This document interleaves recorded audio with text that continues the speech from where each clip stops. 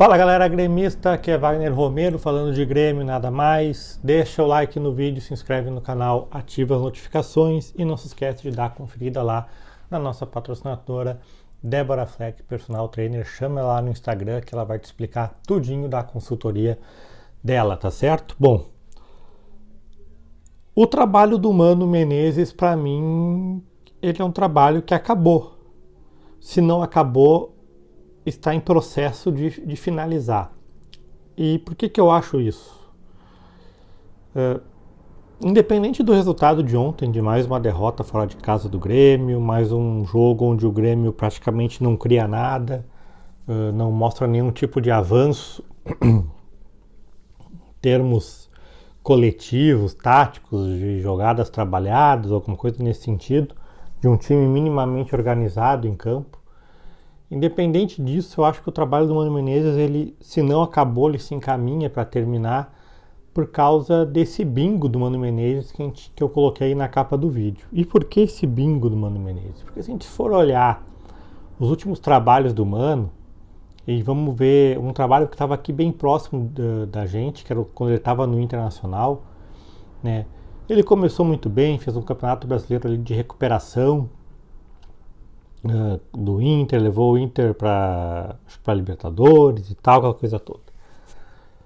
No ano seguinte, que ele permanece no Inter, as coisas não funcionam bem, né, no Campeonato Gaúcho e tal, e início da Libertadores, aquela coisa toda, e ele começa, depois de, sei lá, eu não lembro exatamente qual mês que ele começou no Inter, mas depois de um certo tempo, de alguns meses, não foi algo rápido, né, já foi já na temporada seguinte, ele começou a ter atritos com jogadores, ele tem aquela coisa de proteger muito também o vestiário, ele começou a chutar o balde, não proteger ninguém, começou a dar muita indireta nas coletivas, às vezes até sendo bem direto, com algumas falhas, algumas coisas que ele não concordava, de jogadores. Isso foi minando o ambiente dele interno até que ele caiu.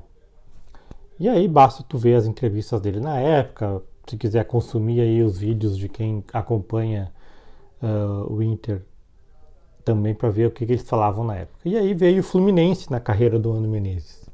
E foi a mesma coisa, ele fez um campeonato de recuperação pós Fernando Diniz, pegou o Fluminense em último colocado, só com 6 pontos em 13 ou 14 jogos, não me lembro. E conseguiu livrar o Fluminense do rebaixamento. O Fluminense ainda terminou na frente do Grêmio ainda, né, pra tu ver a nhaca que a gente tava. Né. E aí virou o ano, nada rápido, né? Virou o ano, as coisas foram acontecendo, o campeonato estadual, as coisas não andavam muito bem pro Fluminense. E aí teve a briga com o Marcelo. E aí o Marcelo, um cara importante dentro da história do Fluminense, do grupo, foi uma briga que não se levou muito à frente o acontecido, porque pelo que se notou depois que aconteceu a briga, de tudo que saiu dos bastidores e tal, o Marcelo não era um cara muito bem quisto entre os jogadores, entre os funcionários. Então meio que essa briga do Mano, ele abandonou essa história de blindar vestiário, chutou o balde com o Marcelo na frente de todo mundo dentro de campo. Isso acabou pegando na época bem pro Mano, porque parecia realmente que o Marcelo fosse uma maçã podre ali no grupo do Fluminense, e ele ajudou a tirar. Ganhou essa queda de braço. E aí veio a segunda explanação pública do Mano Menezes, que foi com o Thiago Silva. E aí o buraco é mais embaixo, e essa queda de braço o Mano Menezes perdeu e foi demitido do Fluminense. E o que se fala é que não se tem nenhuma saudade do Mano Menezes lá no Rio de Janeiro. Também basta acompanhar, se quiser pergunta para torcedores do Fluminense, acompanhar youtubers aí que fazem material sobre o Fluminense, que não existe nenhum tipo de saudade do Mano Menezes lá. E o Mano tá agora aqui no Grêmio. E no início o Mano foi muito humilde, é a mesma coisa quando aconteceu no início no Inter, um novo Mano Menezes, ele, olha só, as entrevistas são muito boas, ele brinca com os jornalistas, ele interage com os torcedores, tudo muito lindo e não sei o quê. Só que no Grêmio, agora, uma questão ela muda em relação a essas últimas 2 passagens do Mano Menezes. Essa coisa de parar de blindar vestiário, de começar a fugir das responsabilidades.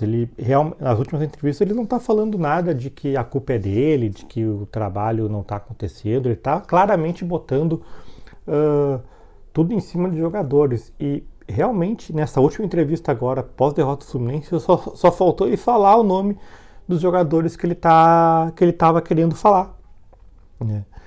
Então, só que isso está acontecendo muito rápido em relação aos últimos 2 clubes do Mano. Demoraram muitos meses para o Mano começar a chutar balde em entrevista coletiva e se colocar em rota de colisão contra jogador. E agora no Grêmio é muito rápido. A gente tem o quê? 3 meses de Mano Menezes, sei lá, 3, 4 meses de Mano Menezes, nem isso, né? E o Mano já esqueceu essa história de blindar vestiário, de assumir responsabilidades. Tá jogando, olha, ele tá jogando a merda, quase que toda a merda no ventilador. Só não tá jogando tudo porque ele ainda não disse nome de jogador. Mas quem acompanha o dia a dia, vê as notícias, vê o comportamento dos jogadores dentro de campo, dá para saber muito bem de quem que o Mano tá falando, né? Então, por isso que eu digo, o trabalho do Mano, para mim, já acabou. Mas se não acabou, ele está começando a acabar. Porque esse tipo de atitude do Mano Menezes é bem típica de quando ele já está de saco cheio, ou abandonou o barco, ou não vê mais como tirar, e aí para salvar a pele começa a jogar no colo dos outros. Será que dessa vez a história vai ser diferente? O Mano vai conseguir permanecer até o fim do ano no Grêmio, mesmo tendo esses embates nas coletivas? Nem são embates, né? São declarações mesmo que ele está dando, bem quase que diretas a vários jogadores do plantel do Grêmio. Que também não é grande coisa, tá? Mas o vídeo é sobre Mano Menezes aqui. Wagner Romero falando de Grêmio, nada mais. Feito.